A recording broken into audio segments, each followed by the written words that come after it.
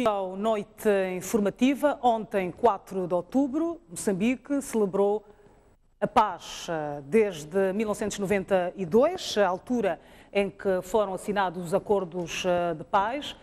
Moçambique vinha, portanto, usufruindo a mais de 25 anos de paz. Não se pode dizer que tenham sido exatamente 25 anos de paz, porque em 2013 tivemos o início de mais um confronto militar, que felizmente então foi resolvido. Mas durante as festividades que decorriam dentro da normalidade, ontem, 4 de outubro, até que o país recebeu então a notícia triste que pegou a todos nós de surpresa, logo no fim da tarde, ao início da noite, sobre o assassinato do edil de Nampula, Mahmoud Amurane, que foi assassinado a tiros, portanto, logo após de ter então comemorado o 4 de outubro na Praça da Paz.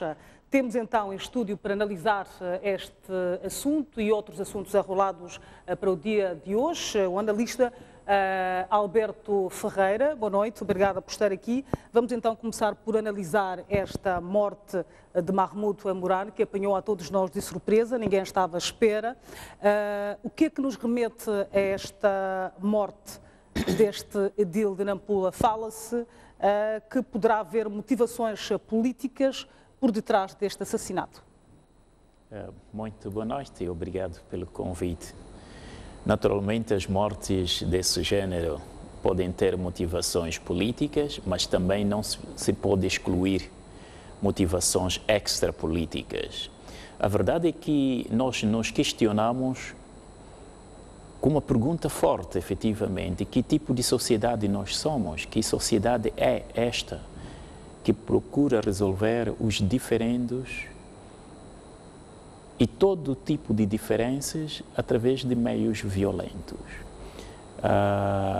Em pleno dia de paz, Moçambique, mais uma vez, como tantas outras mortes, é surpreendido com esta violenta, inesperada a morte do presidente do município de Quelimane. De Nampula, neste caso. A primeira questão que nos coloca é mesmo exatamente esta: quem terá sido o autor e quais são as motivações do autor? As razões que estejam por detrás, quem sai a ganhar com esta morte de Mahmoud Amurane?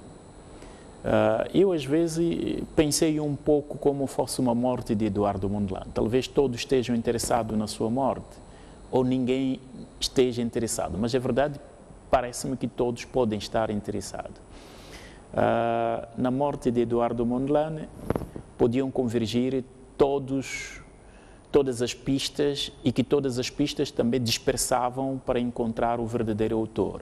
Podia estar interessado ao URSS da antiga, portanto, Estado comunista, podia estar interessado a CIA, os americanos em geral, podia estar interessado a PIDE, podia estar interessado próprios membros da Frelimo. Quer dizer, as pistas eram divergentes, e quando são divergentes, ou todos podem sair a ganhar com a morte de uma pessoa, é muito difícil encontrar o autor moral e material de acto assim bárbaro. Estamos a falar que estamos a ver uma situação semelhante, idêntica, com a morte de Amurane. Estamos a ver uma situação bastante idêntica, porque se ele tivesse diferente simplesmente de uma maneira exclusiva, e que a sua função que desempenha enquanto presidente do município interessasse unicamente a MDM, com o qual o partido ele ganhou as eleições e tornou-se presidente do município de Nampula, tivesse simplesmente diferente, divergência política, e que nos últimos momentos ele chegou a demonstrar publicamente que não alinhava mais com o partido MDM, era fácil que isso fosse, ou se chegássemos à conclusão de que MDM podia ser o primeiro autor, portanto, possivelmente a ser desconfiado, porque até agora não podemos tirar nenhuma conclusão precipitada, mas é possível colocar hipóteses, indícios que podem minimamente levar a um senso comum a pressupor que quem pode estar interessado por detrás das ações do assassinato de Amurano. Pode-se excluir também a questão que não seja MDM, que não seja Frelimo, que não seja a Renamo. Mas quem pode ser, na verdade, são todos aqueles interessados pelo poder político. Há uma grande probabilidade que este acto esteja ligado exatamente ao poder político. Se Amurano hoje continuasse a ser, ou fosse simplesmente um docente, um professor, ou fizesse qualquer outra função, longe, portanto, do presidente do município, ele teria tido a vida até agora. Talvez quer dizer que as motivações são políticas, fundamentalmente. Quer dizer isso também que a sua vontade de concorrer no próximo ano ao presidente do município não estava bastante claro. Nos últimos momentos ele não esclareceu efetivamente. Como é que ele iria, portanto, concorrer? Seria se filiar a um partido ou ia concorrer como independente? Como independente. Portanto, isso deixou bastante em suspensão e nas políticas às vezes é preciso tomar parte, quer dizer, tomar parte significa que tu podes te defender e é fácil identificar um possível autor. Quer dizer que, para além do MDM, pode haver alguém interessado usufruir e instrumentalizar a morte e pensar que possa ser imediatamente MDM. Aliás, com relação a isso, aventa-se ou dizem, por exemplo, que é um membro da Assembleia Municipal que proferiu ameaças ao edil de Nampula e que, com a morte do edil de Nampula, provavelmente essa pessoa seja beneficiada. Como é que olha para esta questão das ameaças que ele começou a receber há algum tempo atrás? Bom, as vozes que ele teve, de facto, as ameaças diretas e da controvérsia interna na gestão do município, uma vez que ele, tendo se retirado do partido que lhe fez eleger, que lhe levou ao poder, eu penso que é antipático, podia dizer assim, de acusar sem ter confirmações bastante seguras, porque de um ou de outro modo acusar sem fundamentação é muito difícil, mas já indica indícios bastante fortes, porque ameaças já é um ato criminal em si mesmo. Se for a confirmar que houve ameaças, é possível que ele possa ser chamado a responder muito diretamente. E neste momento, o Governo do Estado poderá estar a avaliar as questões, se é possível concorrer para o próximo ano, abrindo espaço para intercalares, ou pode manter, portanto, o presidente do município imediatamente como sucessor de Amurano. Portanto, as ameaças do presidente do município de Nampula e as divergências que eles vinham tendo até o último momento... Portanto, a ameaça do presidente da Assembleia Municipal. É um ato inaceitável, antidemocrático antes de mais, e porque havia também acusações bastante diretas, como apelidando, usando atributos ou adjetivos como traidor, como tudo isso que não é admitido, portanto, numa convivência democrática que prima fundamentalmente pela tolerância e aceitação. Mas também pode ser excluída esta pista, quer dizer, de apontarmos o presidente do município como fosse o autor moral ou material da situação do presidente Amurano. O presidente ou líder da Renamo exclui uma pista de MDM ou de Davis Simago, mas pode ser também que dentro do MDM possa haver alguém, como bem disse, nós vimos na entrevista o professor Lourenço de Rosário, que fazia referência que é possível um membro, independentemente por convicções pessoais, pensando que esteja a fazer favor ao seu partido, possa agir para dar maior espaço de ação ao seu próprio partido. De um ou de outro modo, as motivações recaem imediatamente sobre uma questão política destas divergências. Há outro espaço também que é possível, enquanto o presidente do município não tenha cumprido com todos os seus contratos, possa haver, para além de questão política, uma questão meramente de negócio, enquanto quem trata, quem gere portanto, o município é também um negociador, quero assim dizer. Portanto, é possível, todas as pistas aqui são possíveis e racionais à medida em que um presidente do município, e isso também nos remete a uma questão bastante valiosa para o Estado de Direito que nós queremos construir. Quer dizer, a primeira coisa que um Estado de Direito deve fazer é assegurar, proteger a vida de todas as pessoas. Como é possível que um presidente de um município possa andar avulso, que não tenha guarda a seu favor para proteger a vida do presidente do município? Tudo indica que ele teria dispensado a segurança ontem. As vozes também podem dizer isso. Neste momento é muito difícil, porque já não podemos perguntar a Morani, nem pode responder sobre este acto, naturalmente.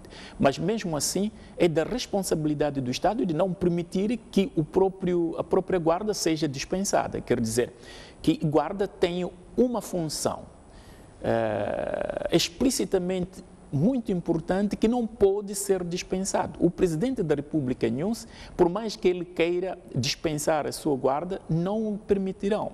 Nós temos exemplo do Papa Francisco, que quando entrou como Papa quis andar com um carro como de Vizi e andar à solta na cidade de Roma. Mas a responsabilidade que o Estado tem com relação à vida do Papa não o deixaram. Quer dizer que, sobre a decisão da vida, o próprio presidente do município não pode escolher sim ou não, porque a responsabilidade vai cair, naturalmente, recair sobre o Estado. O Estado tem esta prerrogativa e fundamental função, que é de proteger o direito à vida. Esta é a primeira coisa. Portanto, não se pode perceber que o presidente do município possa andar à solta, possa dispensar e que o guarda, isso se chama não sei como é que se chama agora, guarda-costa ou... Sim, guarda-costas. Tem outro nome agora que inventaram. Portanto, não pode de nenhum modo permitir que o presidente não possa ter à sua volta alguém que o proteja do ponto de vista de alguém que possa estar bem equipado, armado para defender a vida do presidente. Acha que Doravante deve-se olhar com muita atenção a este aspecto de segurança, principalmente para as pessoas que têm uma posição de liderança neste país? Estamos a falar dos governadores, do presidente dos municípios, etc. Sim, é preciso que eles tenham segurança, é natural que eles tenham, porque alguém que toma decisões, qualquer decisão, não pode agradar a todos. O Presidente da República não pode andar sem segurança. E a história política é esta, que todos os presidentes que quiseram andar de um ou de outro modo, já ninguém pode responsabilizar a ninguém pelo facto de que possa acontecer acidentes ou qualquer coisa do gênero. Aqui, nós, em Moçambique, já temos história bastante larga de pessoas que estão em risco, digamos assim, e que estas pessoas em risco devem ser protegidas naturalmente. O Estado deve ser a primeira instituição que deve velar por estas pessoas. Exato. E a responsabilidade do Estado, neste caso, é fundamental para proteger todos os seus cidadãos, independentemente se é do partido A ou B. A primeira função de um Estado é proteger a vida, portanto, que é o direito primeiro de todos os cidadãos moçambicanos. Exato. Isso é fundamental. Olhando para os últimos pronunciamentos do edil de Nampula, Mahmoud Morani, acha que isto teria granjeado muitos inimigos, muitas inimizades, ao ponto de quererem assassiná-lo? Estamos a falar desta ruptura no MDM, estamos a falar que, sob o ponto de vista de personalidade, era uma pessoa bastante vertical e que não admitia certos comportamentos dentro do próprio município. Será que isso teria motivado este assassinato, esta morte precoce? É natural. A verticalidade e integralidade, digamos assim, era um homem bastante íntegro. E em bem pouco tempo, para quem vai para Nampula, vê efetivamente a diferença de um jovem que quis mudar a face da cidade de Quelimane. Com esta integridade, não compactou nem com a corrupção, nem a convivência com corruptos dentro do partido, nem dentro também, portanto, do seu governo municipal. Ele fez toda a questão de afastar algumas pessoas e aproximar outras pessoas que ele pensava com quem podia melhor trabalhar, e as suas afirmações eram verticais, quer dizer, a verticalidade e a integridade, isso deixava naturalmente muitas pessoas em dificuldades. Portanto, era difícil que ele mesmo fosse à frente dentro do município de Nampula, exatamente pela não boa convivência que havia dentro, portanto, de divergência. Ele praticamente, nos últimos momentos, parecia quase que isolado, porque não tinha o apoio direto, nem da parte, na Assembleia da República, nem da parte da Frelimo, nem da parte, portanto, de MDM. Queria concorrer sozinho, como independente. Isso podia marcar, como aconteceu na Beira, podia marcar uma outra nova etapa, talvez de formação de outro partido, porque se falava da possibilidade de existência de outro partido, mas também havia, portanto, uma brecha de concorrer filiando-se num outro partido, que provavelmente podia ser o Frelimo, podia ser qualquer outro partido, o Renamo. Ele estava praticamente com alguns segredos, talvez sejam estes segredos que ele não desvendava publicamente e queria deixar isso para o último momento, que em 2018 ele, exatamente no fim, chegasse a dizer que eu vou concorrer ou independente ou afiliado a um determinado partido, mas já tinha avançado que não iria concorrer com MDM. Portanto, este facto do segredo pessoal de não ter, porque se ele tivesse desvendado, porque na política é isso, é muito perigoso quando alguém não define onde está o seu pé. E todos podem fazer uso desta posição, portanto, pendente em que alguém se encontra, e é difícil, portanto, definir ou dizer com clareza quem pode estar contra quem. Quer dizer, mas aí está. Caso... Será que o Mahmoud Amurane era tão forte, tão temido, a ponto dele estar a guardar segredos, isso ser o motivo do seu assassinato? Acha que pretendiam com esta morte eliminar um forte candidato às eleições autárquicas que já se avizinham? É natural, quando alguém ganha primeiras eleições, a grande probabilidade é que ganhe as segundas, porque é visível todo o trabalho, todas as pessoas veem. Na Beira aconteceu que David Simango, ao ganhar aquelas eleições, a Renamo quis, portanto, substituí-lo, e ele concorreu sozinho e ganhou as eleições. Mesmo se ele tivesse concorrido de maneira independente em Nampula, iria ganhar as eleições. Portanto, isso punha em dificuldade todos os outros pretendentes ao poder em Nampula. Quer dizer, a Renamo não poderia ter o município de Nampula enquanto, portanto, mesmo se apresentasse um candidato, era difícil, portanto, vencer alguém que demonstrou, primeiro demonstrou trabalho, e demonstrou também a não corruptibilidade como pessoa e virtudes que ele granjeava e toda a plausibilidade que granjeava em Nampula era visível que ele ganhasse as eleições e por causa disso era um forte candidato, portanto, era alguém necessariamente, digamos assim, entre aspas, a bater. Quer dizer, a ausência dele pode deixar espaço a Frelimo, a Renamo, a MDM concorrerem ao pé de igualdade. Mas se ele concorresse, portanto, já saía, portanto, com pontos bastante acrescidos.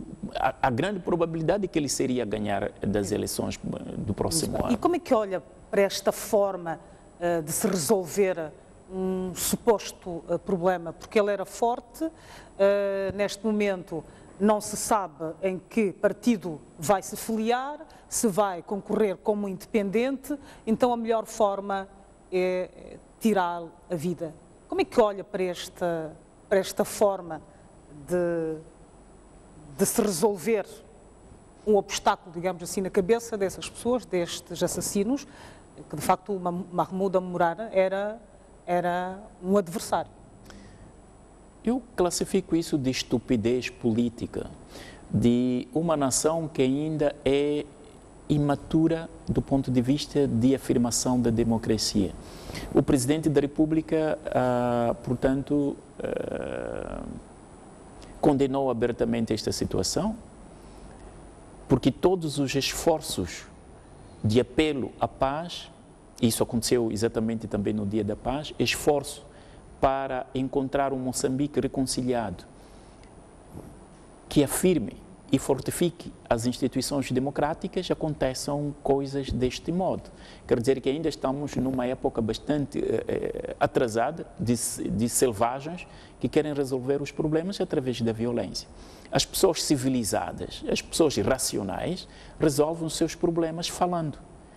Por mais que as pessoas possam ganhar, ganham em termos de argumentos, não ganham em termos de força física como se fossem leões, leopardos e animais. Quer dizer isso que nós estamos a voltar atrás, estamos numa posição bastante degenerada do ponto de vista moral e também do ponto de vista democrático.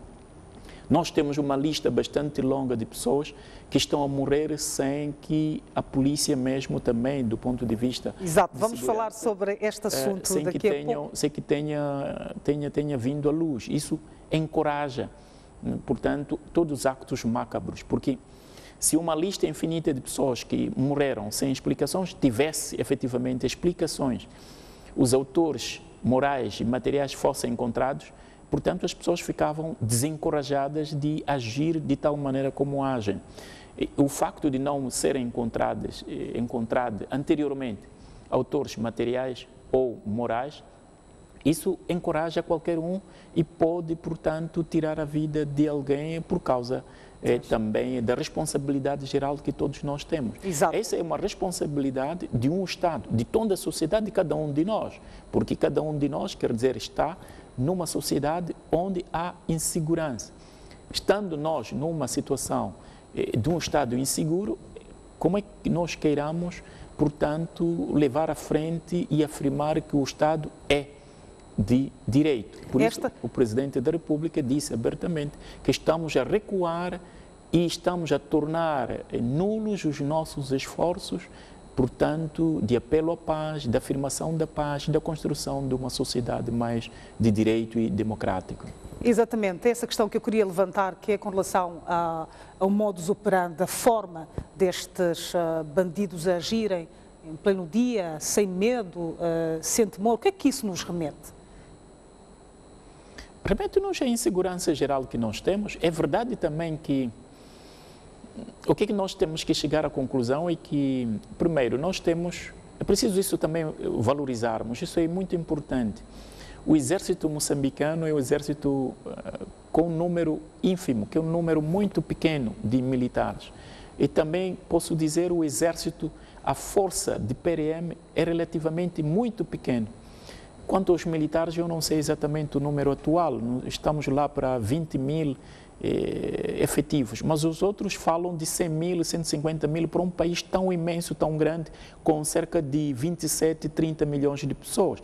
Nós tínhamos que ter mais força armada, independentemente da situação econômica, da crise ou menos, nós tínhamos que equipar efetivamente as nossas forças, equipar sobretudo os militares. Os militares, os polícias que estão sem meios materiais de locomoção, de prevenção, para prevenir, impedir que estes actos aconteçam. Sempre terão de acontecer, mas é possível reduzir ao mínimo, desencorajar os assassinos que possam resolver os problemas, sejam problemas políticos ou sociais, através da violência.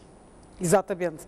Bom, esta morte, portanto, apanhou de surpresa a todos os moçambicanos em pleno Dia da Paz, 4 de outubro, mas falava há pouco que algumas mortes até então não foram esclarecidas. Estamos a falar da morte do Simba Macuaco, estamos a falar de Gili Sistac, Paulo Machava, Vicente Ramaia, portanto, Dinis Lica, entre outras mortes, entre outros assassinatos, dizia, e que até então não tivemos um desfecho em que pudesse sossegar a todos nós. Portanto, os mentores morais e materiais destes assassinatos não foram encontrados. E agora, com esta morte de Mahmoud Emran, há uma esperança de se encontrarem os mandantes deste crime? A probabilidade de ser encontrado é ínfima, porque a história também de Moçambique recente nos mostra que muitas mortes não foram esclarecidas e os autores materiais não foram encontrados. Uma das mortes que, pelo menos, até houve julgamento foi de Carlos Cardoso. Fora de Carlos Cardoso, nós não temos mais uma outra situação bastante clara. A morte de Siba Siba. Passam anos, passa década e nós não temos nenhum esclarecimento. Está Denis Silica, está Machava, está Gili Sistak, embora as atividades não são todas iguais, quer dizer, umas podemos dizer um pouco mais de negócio, outras um pouco mais ligado à política, outro ligado à questão jurídica de justiça, no caso de Silica, ou o caso de Ramaia, mais para os negócios, no caso de Pondeca e portanto, de Gili Sistak, um pouco questões ligadas à política. A natureza da morte e das funções que desempenharam estas pessoas, não podemos remeter tudo a uma mesma igual fonte. Exato. Alguns falam de esquadrões de morte, sim ou não, mas é fundamental que as pessoas saibam que é possível, e é sempre, isso existe em qualquer parte do mundo, que exista pessoas que possam ser abatidas de um ou de outro modo por aquilo que fazem, por aquilo que agradam ou não agradam. Não é necessariamente que exista esquadrões ou não de morte. Mas a verdade aqui é que temos que chegar a uma conclusão de que a nossa possibilidade ou a capacidade de esclarecermos as mortes das pessoas é muito pequena. Quer dizer, nós partimos já de 15%. Mas isso deve-se a Nós temos cerca de 13 pessoas, estamos a falar de 13 pessoas que não tiveram esclarecimento às suas mortes. Desde Siba Siba até Gili Sistak, até Pondeca, não há esclarecimento de autores. Então, estamos entre 10% ou 15% do ponto de vista. Se em 13 pessoas só uma houve julgamento e esclarecimento, significa que Demorane também vai cair na mesma situação em que ocorreram todas as outras mortes anteriormente. Por isso, aqui a responsabilidade pode ser também, e a polícia deve estar efetivamente a trabalhar, e todo o povo moçambicano está à espera disso. A polícia, há pouco tempo, mudou o comandante-geral da polícia, esperando que haja trabalho. Esperamos que neste momento haja trabalho. Com o novo comandante-geral de polícia, terá aqui uma nova prova. E terá também prova o partido que sai do 11º Congresso para dar, porque os congressos do partido, pelo menos do partido no poder, existe para dar respostas concretas às preocupações do povo moçambicano. Então, neste momento, é mais uma prova a este partido que sai renovado do 11º Congresso para responder a uma situação concreta da segurança dos cidadãos dentro do seu território nacional. Qual resposta dar, devida resposta, para que não aconteçam coisas semelhantes para qualquer cidadão, este seja, independentemente da sua filiação política. Então, há aqui uma responsabilidade por parte do Estado e por parte do Governo de como possa predispor-se dentro do seu Estado como deve ser feita, portanto, a segurança das pessoas. Talvez os presidentes do município vivam como xerifes nos Estados Unidos, cada um leve a sua arma para defender-se, ou porque quantas pessoas devem defender o presidente do município, porque, na verdade, o presidente do município não pode estar deste modo. Houve um tempo em que Manuel Araújo de Quelimane reclamou das ameaças que ele vinha tendo, portanto, no seu município. Talvez essa denúncia que ele fez em público possa desencorajar as pessoas que pretendiam, portanto, liquidá-lo. Nós estamos numa situação em que o nosso Estado ainda não pode ser afirmado na totalidade. É difícil que se afirme na totalidade, mas estamos longe da afirmação de um Estado de Direito, onde o direito vale mais do que a lei da força, a lei, portanto, da selva. Exato. A penúltima questão com relação a este assassinato, este assassinato levanta outras questões que estão ligadas ao pensar diferente neste país. Parece que é uma tolerância zero para as pessoas que pensam diferente, para as pessoas que não toleram a corrupção, por exemplo, para as pessoas que estão ali para trabalhar, estão ali para colocarem as coisas no lugar. Como é que vê esta questão do pensar diferente no nosso país? Agora, aqui temos que dividir uma coisa, e isso é fundamental. Existem valores e existem objetivos claros, concretos, que os partidos políticos pretendem. Do ponto de vista científico, da sociologia política, filosofia política, os partidos políticos têm um único objetivo, que é de conquistar e manter o poder. Todos os partidos querem um poder. Isso é. Max Weber diz claramente que todos os partidos querem poder. Agora, se Nampula está limpo ou não está limpo, MDM quer o poder. Pode estar sujo, mas quer o poder. A Frelimo também quer o poder. De um ou de outro modo, alguém chegou a dizer que olha, nós não estamos a dormir se isso está ou não na oposição ou não. Quer dizer, uma afirmação, um discurso descabido e fora da afirmação do Estado de Direito. Querendo poder, este que é o objetivo número 1, as pessoas não reparam se ele era íntegro ou não era íntegro, se ele trabalhava mais ou trabalhava menos. Todos esses partidos querem afirmar-se na sociedade. E esta afirmação, agora, esta afirmação não pode levar naturalmente à violência. O que a democracia prescreve, em termos gerais, é que haja concorrência. Se admite que todos possam pretender o poder. Todos são ambiciosos de poder. Aqui não há exclusão de nenhum partido. Todos querem poder. E esta concorrência ao poder é preciso respeitar o jogo da democracia, que é uma concorrência leal. Quer dizer que as pessoas possam ganhar porque mereceram, portanto, a vitória. Não devem,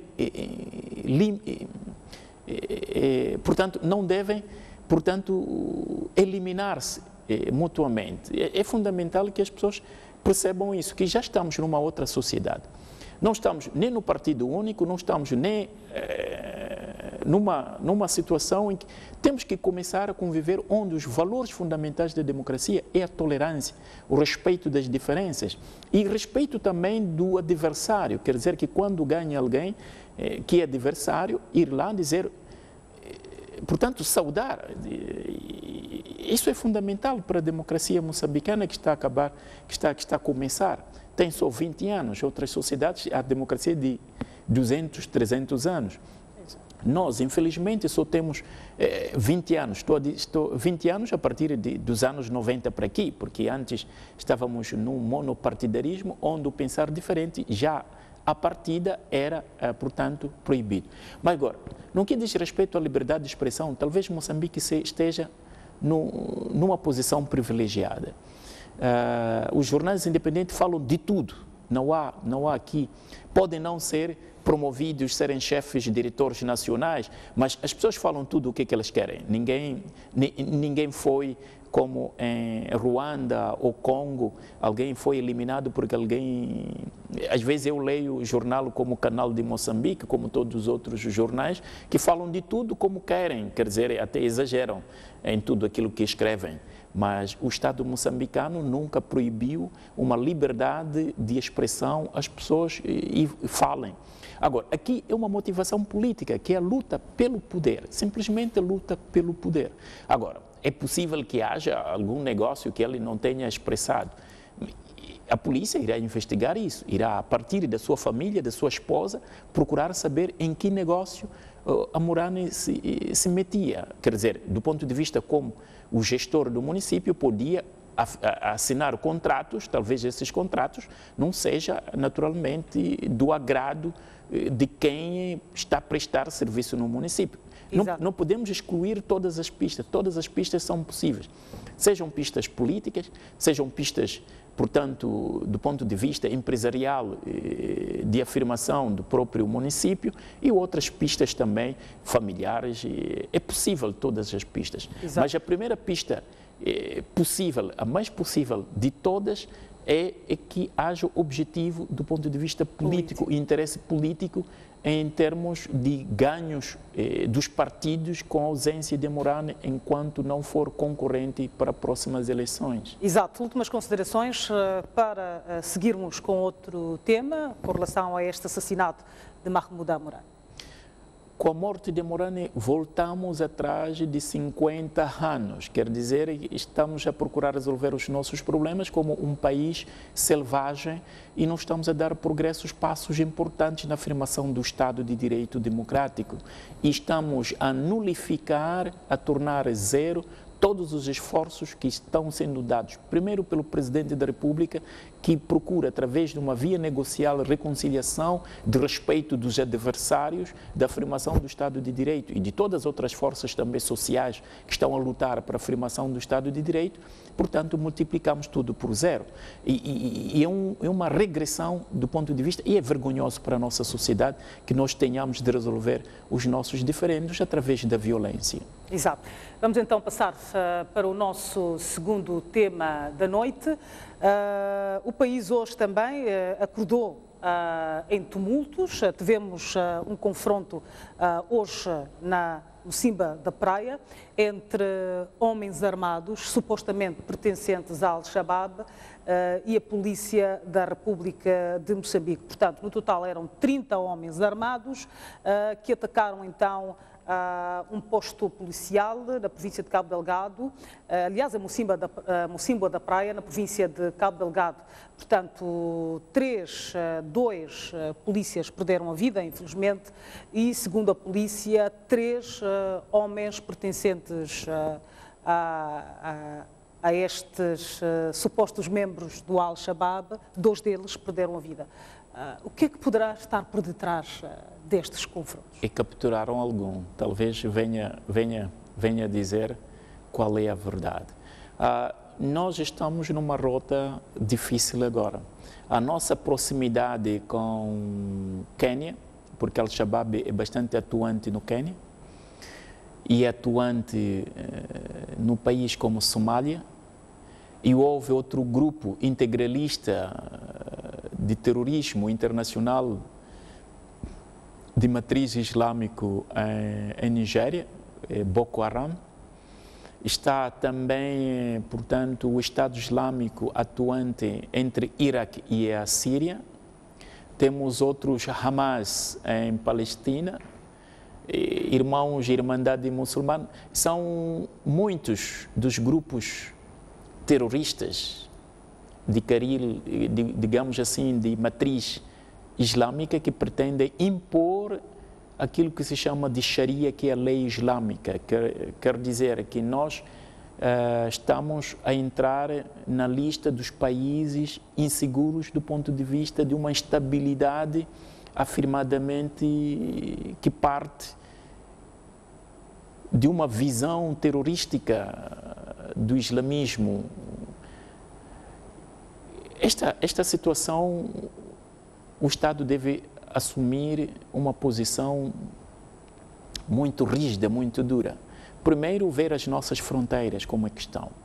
Em Nampula, sobretudo na parte do norte, onde estão mais muçulmanos, é lá também onde se albergam muitos refugiados, e todos os refugiados são muçulmanos. Ao falarmos de 30 pessoas, estamos a falar de pelotão, ou quase 30 homens fortemente armados, já podemos imaginar. E a tendência de atacar postos policiais, a clara motivação é de recolher as armas. Exato.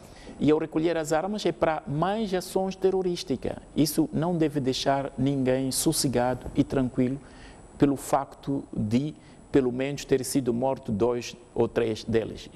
Dizem que ultimamente chega o número de 3 dos polícias que morreram. Quer dizer, isso nos preocupa bastante. Esta facilidade de terem terem entrado no nosso país, provavelmente com armas, porque atacaram um posto policial, de certeza que levavam consigo armas e tentaram também roubar ou tirar a arma da própria polícia. Como é que olha para esta facilidade destes homens armados entrarem no nosso país, atacarem um posto policial, matarem polícias? Isto remete-nos a uma insegurança? Não necessariamente, porque isso eles podem fazer também, inclusive num país bem equipado como a Itália e a Inglaterra, eles podem fazer isto, porque é um ataque de surpresa e nem todos estão, portanto, numa posição de guerra quando estão numa esquadra. E os homens que chegam fortemente armados podem surpreender e encontrar uma facilidade, portanto, de agir contra a polícia. Este não é um problema da segurança no sentido de que o Estado está desprevenido, mas é o problema mesmo da tática em que todos os países hoje estão a sofrer estes ataques terroristas. Agora, para o nosso país pode ser ainda mais perigoso porque nós somos relativamente frágeis com relação, por exemplo, a um Iraque, que tem 150 mil homens. Somos relativamente mais frágeis com relação a Paquistão ou um país como a Espanha. Então, quero dizer que nós temos que começar a tomar precauções já agora, porque o terrorismo islâmico vai se estendendo sempre mais. A boa nova é que o terrorismo está sendo derrotado a partir do Iraque e da Síria. O espaço que tinha o Estado Islâmico ganho entre Síria e Iraque correspondia a um território como a Inglaterra. Hoje, praticamente estão expulsos destes territórios, ficando só em algumas poucas províncias. É um problema bastante grande. E este problema é preciso ver também que o mundo deve unir-se para lutar contra o islamismo de tipo islâmico. Há uma teoria ideológica que se chama de wahhabismo. Este wahhabismo, que nasce da Arábia Saudita, já a partir do século XVIII, houve muita força em que se acreditou que o mundo pode ser necessariamente islâmico. E a Sharia está ligada ao jihadismo, quer dizer, este heroísmo, este combate, esta luta para vencer o mundo, entre eles chamado mundo do mal, o mundo infiel. Mas é uma crença que é possível lutar com civismo. Quando as pessoas nascem e pensam que devem respeitar as escolhas das pessoas, ninguém pode ser obrigado a ser humano, e os Estados hoje são laicos. É porque a história de todos os países hoje chegaram à conclusão de que um país, para ser melhor, é melhor que este país seja laico, necessariamente. Todos os países, assim chamados teocráticos ao longo da história, não tiveram sucessos. Mesmo os países como a Arábia Saudita, como os outros países, hoje o seu povo está mais do que na prisão. As pessoas sabem disso, que as pessoas têm liberdade de expressão, as senhoras que não podem conduzir porque acham que uma mulher é um pouo inferior em relação... Não tem capacidade de conduzir, não tem capacidade de dirigir um debate. As pessoas devem ser cortado o braço porque roubou um copo ou uma galinha. São coisas bastante... É uma interpretação bastante errada do próprio Alcorão. Existem muitas escolas jurídicas, teológicas e muçulmanas que hoje procuram interpretar o Corão de uma maneira hermenêutica mais avançada, quer dizer, do ponto de vista jurídico e religioso, mais avançado do que aquela forma que se usou falar de wahhabismo, em que foi e é bastante forte. Agora, o que nos surpreende muito é que existem pessoas que têm muito dinheiro que financiam estes terrorismos internacionais. Nós vimos no caso de Boko Haram. Boko Haram é um exército bastante bem equipado que deixou 4 países, seja Níger, Nigéria, Camerun e os outros países, portanto, em grandes dificuldades. Os países do Oriente, na parte oriental e da África, estiveram em grandes dificuldades. Se chegar em Moçambique, nós já temos nossos problemas diferendo entre governo e a Renamo, e isso só pode acrescentar a nossa pobreza, para além da crise econômica que está a nos assolar. Exato. E como é que olha então, desculpa interrompê-lo, como é que olha para esta questão destes supostos membros do Al-Shabaab atacarem uma zona em que é rica de recursos naturais? Todo o norte é muito rico de recursos naturais. Moçambique é muito rico. Riqueza por causa do gás, por causa do petróleo, por causa do grafite. A sociedade do amanhã é de eliminar o petróleo e começar a andar com carros a bateria. E os carros a bateria funcionam com grafite.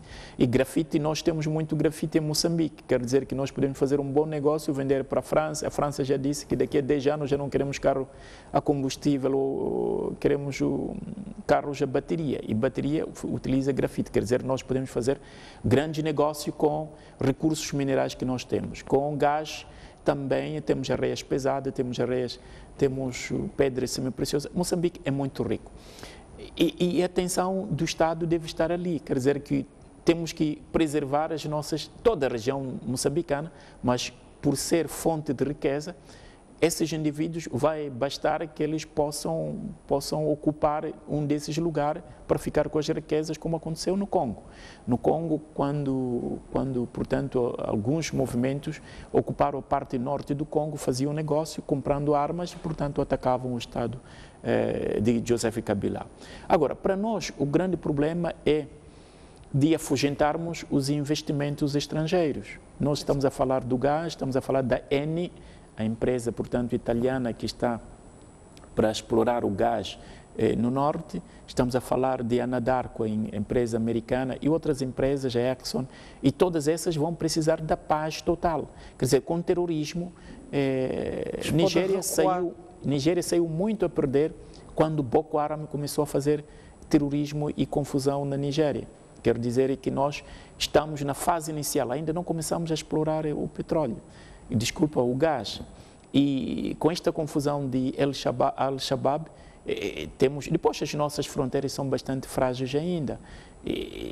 Portanto, é uma responsabilidade redobrada. Primeiro, controlarmos as nossas fronteiras. Depois, ensinarmos nas nossas escolas a cultura da democracia, dos direitos, de a pessoa poder escolher livremente a sua pretensão religiosa, política, e vivermos num Estado de direito, num Estado livre, num Estado civilizado. As pessoas não devem ser obrigadas a serem o que elas mesmas não querem. Exatamente. Quem quer ser muçulmano pode querer. Quem quer ser cristão, quem não quer nenhuma dessas duas ou três coisas, também é livre, afinal. Então, as pessoas devem ser livres. Isso é que dita o Estado de Direito, dita fundamentalmente a era civilizada, sem que termos que tornar a uma interpretação arcaica de um Alcorão que hoje as escolas, nem mesmo teológicas e corânicas, islâmicas, interpretam deste modo. Portanto, é uma visão atrasada de uma interpretação teológica islâmica muito atrasada. E o próprio verdadeiro muçulmano deve lutar contra estas tendências ideológicas terrorísticas que estão, portanto, a terrorizar todo o mundo. Exato. Aliás, existe o livre-arbítrio exatamente para cada um escolher o que é que quer ser.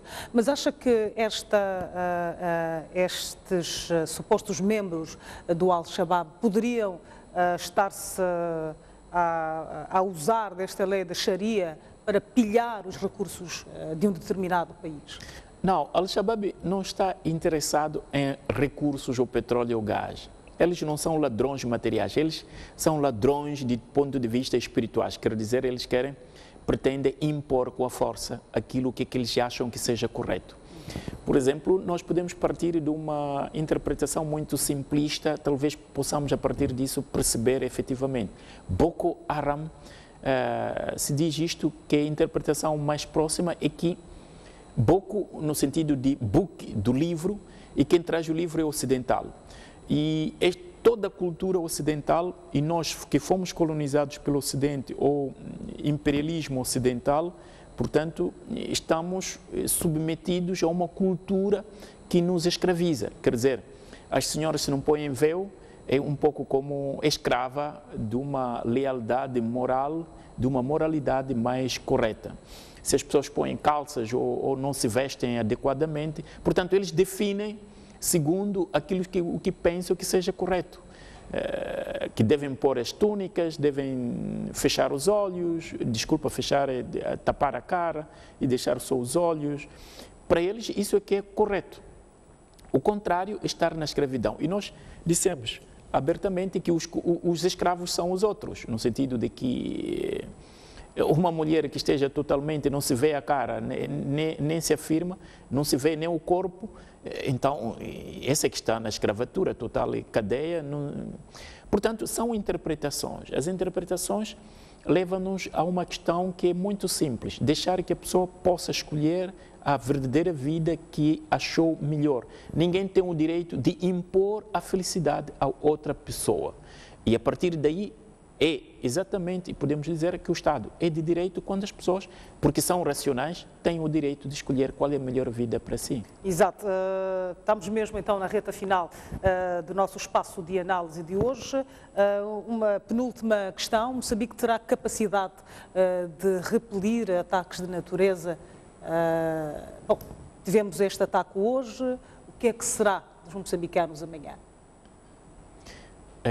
Eu estava a dizer anteriormente, por causa das negociações que houve em Roma nos anos 90, 92, o exército moçambicano foi reduzido muito. E a questão da redução do exército, isso tem implicações. E o exército moçambicano também está relativamente menos equipado do que os outros exércitos.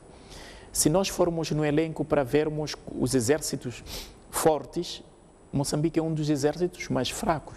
Quer dizer, que qualquer invasão estrangeira, se este Al-Shabaab for bem equipado, como foi equipado o Estado Islâmico, que lutou contra Iraque e Síria, nós poderíamos estar em grandes dificuldades. Que eles não estejam a ouvir esta parte neste momento. Não, este é mais o apelo para o Estado, é mais o apelo também para o governo, que nós temos que gastar do pouco dinheiro que nós temos, gastarmos para tornarmos mais forte o nosso exército. Porque eles sabem, é fácil perguntar, mesmo no jornal, na rua, perguntar quantos mil homens são no vosso exército. Isso não é até nem segredo. Se for, por exemplo, a procurar quantos mil homens são o exército alemão, há de dizer são 300 mil. Quantos mil homens são o exército moçambicano? São 19 mil. Basta já calcular que 19 mil homens é muito reduzido. E vão perguntar quantos tanques vocês têm? Temos 5 tanques. Quantos aviões MiGs e aéreos?